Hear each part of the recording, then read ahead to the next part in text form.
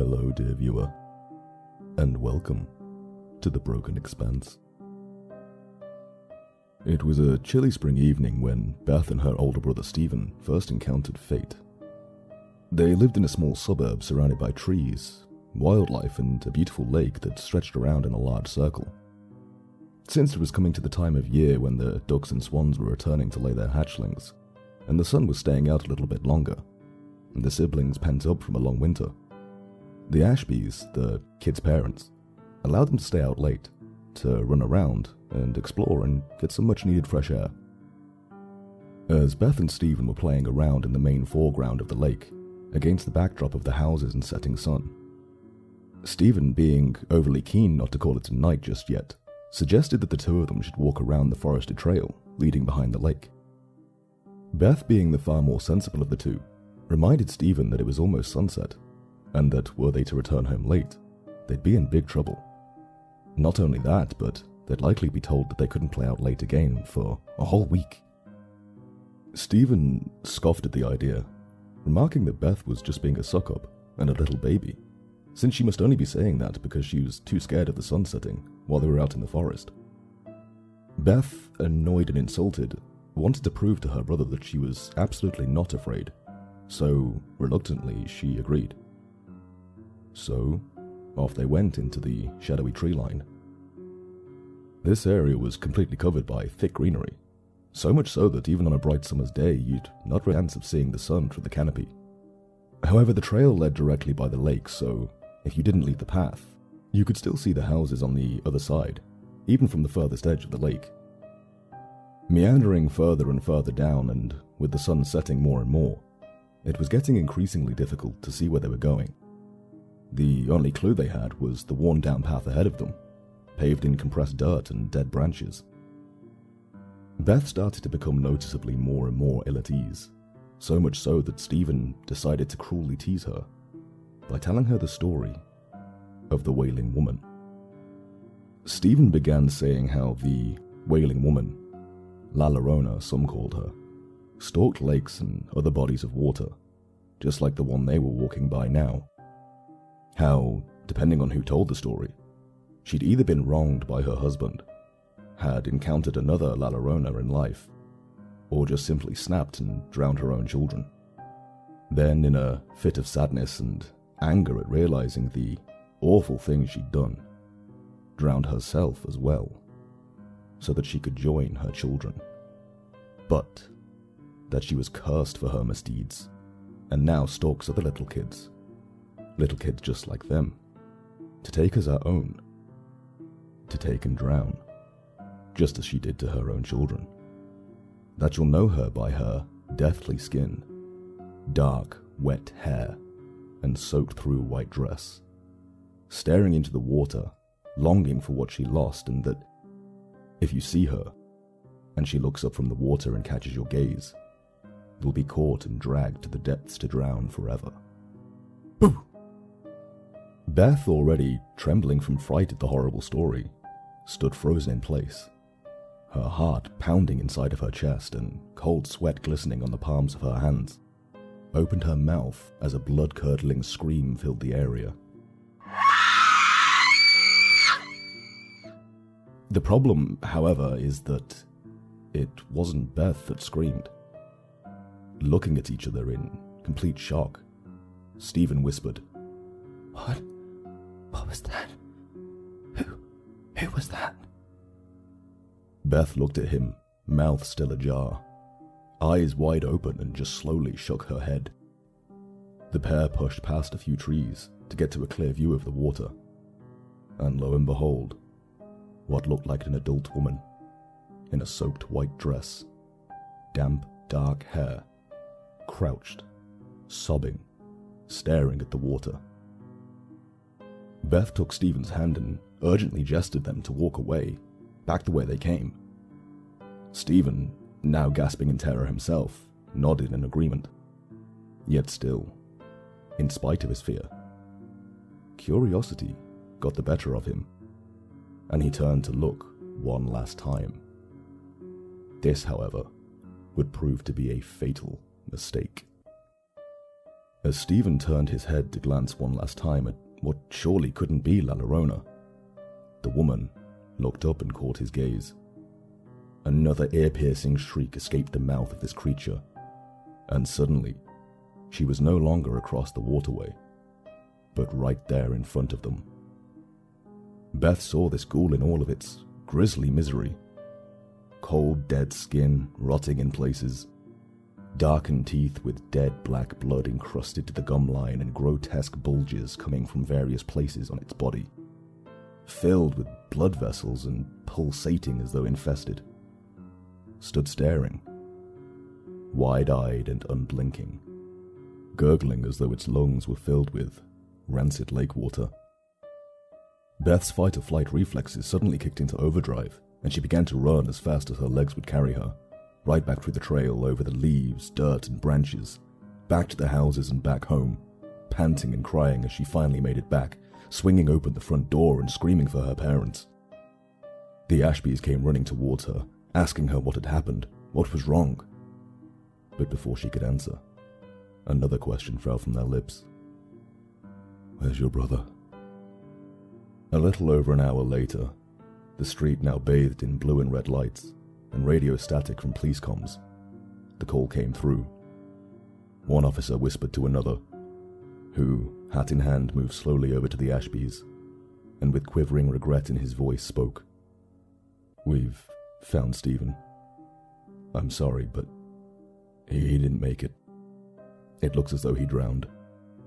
The sound of the Ashbys' sobs echoed through the morosely atmospheric neighborhood, and Beth in her room, looking over the street with the window open just an inch, heard everything. Transfixed and in shock as she saw the paramedics wheeling a gurney adorned with a zipped-up bag, about the size of Stephen. Many years passed since then, and Beth was a grown woman now, married with kids of her own. The Ashbys had moved not long after the incident with Stephen, understandably not wanting their constant reminder of the terrible tragedy that had befallen the family. And Beth, like her parents, tried as best as she could to move on with her life, as difficult as that must have been. Of course, to the now far older Ashbys, it was a terrible accident, one they had always regretted, having let the kids play out by the waterside. In a way, they seemed to blame themselves. Beth, however, Beth knew what she saw, and in the 25 years since, she'd never forgotten. She knew it wasn't in her head. She knew what took Stephen. Arriving home from work one Friday spring evening, Beth pulled into the driveway with a subtle sigh of relief to put another work week behind her and start the weekend. Spend some time with the kids, maybe take a family drive, catch up on some reading, or have a glass of wine. Or a few. And just take it nice and easy. Walking through the front door, she's greeted by the usual smell of dinner in the oven, and the comforting embrace of warmth in the air, and something missing. The sound of the kids playing or arguing or anything. Understandably panicking due to her own childhood experiences, she raced through the lower levels of the house, going from room to room calling their names, until arriving in the kitchen and seeing her husband calmly sitting at the kitchen table, scrolling through his phone. He looks up to greet her as he notices the abject terror on her face. Hurriedly, she blurts out, "The kids! Where the hell are the kids?" Standing and gently resting one hand on Beth's shoulder, smiling lovingly at her, he reassures her that they're completely fine, that they made a new friend at school today, and were playing over at their house tonight after school. It was all okay. Beth, feeling the tension leave her body, her muscles relax again and she begins to chuckle. "They're just with a school friend. I thought... Never mind." Noting by the smell of the dinner that it was almost done, Beth asked if the kids were eating over at their friend's house tonight, or if they needed to be picked up. "Oh no, they're eating with us. Seems about time to pick them up, actually. Just while I finish off dinner, would you mind?" Still smiling to herself, Beth told her husband that it was no problem, and if anything she'd be happy to, considering the fight she just had. Although, saying that, it's a new friend and she had no idea where the address was. The words that came from her husband's mouth shattered her nerves into 10,000 pieces. It couldn't be. Her childhood home. With time standing still and with all blood drained from her face, Beth ran to her car at lightning speed without saying a word, getting into her car and accelerating straight out. No seatbelt, no turn signals, nothing but protective ferocity. The whole way there, on the backdrop of the setting sun, Beth sped through every light, missed every stop sign. The only thought in her head was the parental instinct to protect her children. Arriving on the street in record time, she threw open the car door and began to run to the house, not even shutting her car door. It was then that she heard it. That scream. That unforgettable scream. Right through the woods, and by the water, right where it happened all those years ago. Turning on her heel, almost falling in the process with the sheer speed she was moving, Beth began bolting through the woods, hopping tree trunks and pushing through thorny branches, not caring about injuring herself. Then she reached it. She paused for a split second, noting how the place hadn't changed one bit. Not in 25 long years. It was as though this place was immune to the passing of time. And then she saw it. Llarona, pressed over the lake with her hands submerged as the water beneath thrashed around with intense violence. She saw red. Pure unbridled anger filled her very essence as all fear fell away. Beth charged at full speed towards Llarona, knocking it back. Then with seemingly superhuman strength, began bashing its face into the ground, throwing it around like a rag doll and ultimately trying to send it back to where it came from. Dragged it to the lakeside, grabbing the back of its pallid neck and holding its head underwater as it flailed around and made the most sickening, gasping sounds, still screaming from underwater. And then, suddenly, as though finally defeated, it went limp. Not skipping a moment, Beth threw off her jacket, jumping into the lake, diving deep and looking for her two kids, frantically yet methodically scanning every inch of the filthy water. Rising quickly to grab some air, she instinctively glanced over to the body of the monster she'd just No. She made a beeline back to the shoreline, panting and with her blood turning cold. The body of Llarona was gone. It was her children. They were... But it couldn't.